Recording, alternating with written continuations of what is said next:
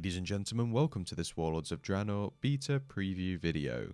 And in this video, we're going to be taking a look at one of the new heroic mode encounters from the Blackrock Foundry raid, and this boss goes by the name of Orgorger. Now do keep in mind that with the way the new flexible scaling works for normal and heroic, this boss's health pool is subject to change based on how many people are actually in your raid group. So as per usual, we're going to take a look at a list of the boss's abilities first, and then we'll speak a little bit of how we took on this boss and then how we think it will translate to when it goes onto live servers. So this is a two-phase fight, and in the first phase Orgorger will just be standing still, and then in the second phase he begins to roll around the room like a little bit of a mentalist. But nevertheless, let's take a look at phase 1 first, and his first ability is called Acid Torrent, and this causes him to spray a cone of acid which inflicts a very high amount of physical damage to the closest target, and then all other targets within the cone take half of that damage, or roughly half of that damage, as nature damage, which is reduced by the closest target's total damage mitigation. So that's quite an interesting ability which we will look at in more detail in a moment.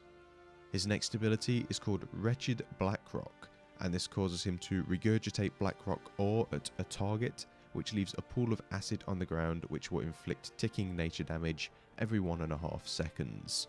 Standard do not stand in the pool of bad stuff on the ground mechanics do apply here. His next ability is called Explosive Shard, and this causes him to launch an explosive shard which inflicts physical damage upon impact, stuns the person that it hits, and then will inflict physical damage every 1 second for 4 seconds. And then after 4 seconds, the shard will explode, which inflicts fire damage to anyone that's close to it. And his final ability is an interruptible spell, which is called Blackrock Barrage. And this causes him to simply launch Blackrock spines at the raid group, inflicting a small amount of physical damage to every player that's in the room. Now what you will notice is that the Orgorger has a sort of energy bar on his name/unit frame, and when this energy bar reaches 0, he will then enter phase 2, which is his Feeding Frenzy. And during this phase he's got 3 abilities that you're going to have to deal with. His first one is called Rolling Fury, and this basically turns him into a rolling juggernaut as described in the dungeon journal, which inflicts a very high amount of physical damage to any player that gets hit by him when he's rolling, and it will also knock you away. His next ability is called Earth-Shaking Collision, and this causes him to shake the earth, inflicting a moderate amount of nature damage to every player in the raid group. Now, these collisions will also leave unstable slag residue at the location of the collision, and the unstable slag residue will explode if another collision occurs at the same location. And the collisions occur when he's rolling around, he'll end up rolling into a wall somewhere. So if he rolls into that same piece of wall twice, that's when your explosion will happen. Now, he's also got a final ability called Hunger Drive, which will cause him to increase his damage inflicted by earth-shaking collisions by 5%. Now, this can stack up to 100 times, and hopefully it doesn't, otherwise your earth-shaking collisions are going to be dealing a load of damage.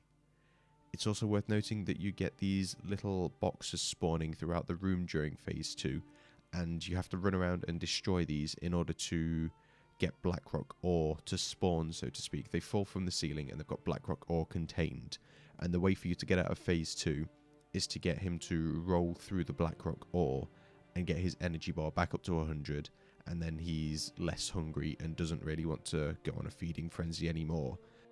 And then it just becomes a rinse and repeat of phase 1 and phase 2.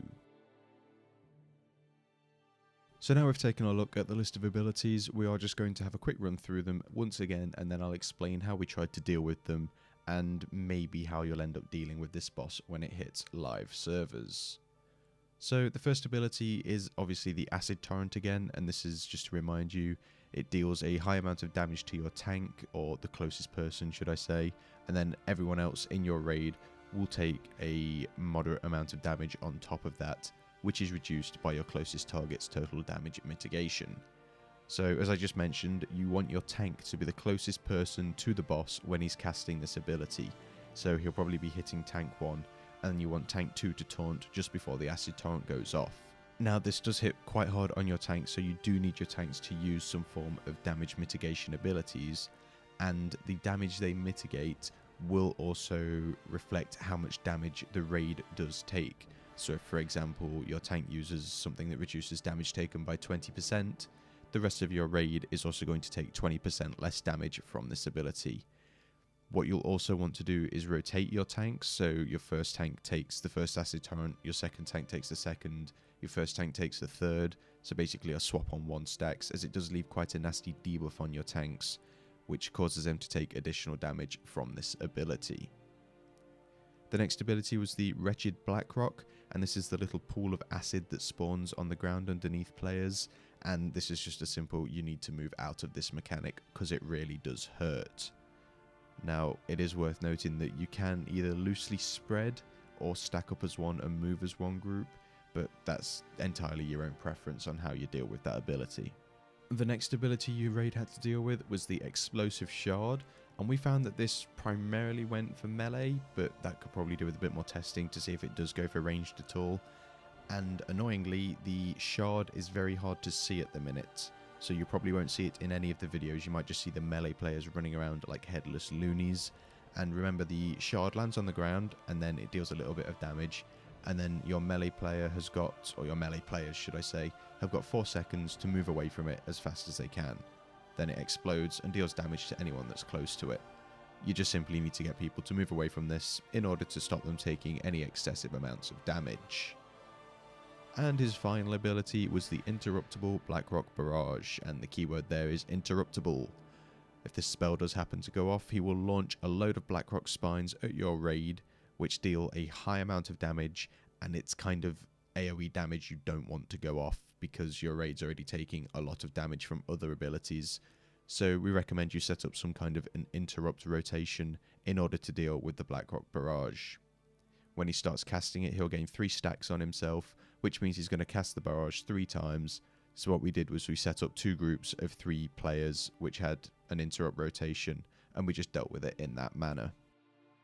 Now, once phase 1 has ended, which is when he reaches 0% energy / mana, whatever you want to call that bar, he will then enter phase 2, which was the Feeding Frenzy phase, and that's a little bit of a tongue twister for you. Now, during this phase, he will literally start rolling around like a crazed person, so to speak, and as he's rolling around, you need to make sure you're not standing in his path at all, because if you do, you will take a high amount of physical damage, which does nearly one-shot you, and you'll also get knocked back. And because your raid is going to be spread out at this point anyway, it's going to be hard for your healers to run around and keep up topping people off. It doesn't seem like he rolls around in any specific order. It sort of seemed very random to us, so we don't know if that's intentional or if he's going to roll around in a fixed order when it goes to live.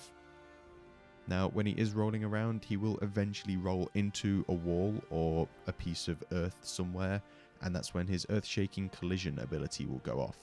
And this causes everyone to take a small amount of nature damage to start off with, but because of his hunger drive ability, this damage will increase by 5% every time he does do the collision, and that can stack up to 100 times, as I mentioned earlier. So you do need to make sure that you're getting the crates that spawn around the room killed off as fast as possible in order for him to take in the ore that spawns. Now, he will gain 10% energy or 10 mana or whatever you want to call it every time he absorbs one of the Blackrock ore reserves that's on the floor. And in order to get these to spawn, you need to split out into different groups, so to speak, or go off in different directions, and you need to destroy these crates that are around the room as fast as you possibly can.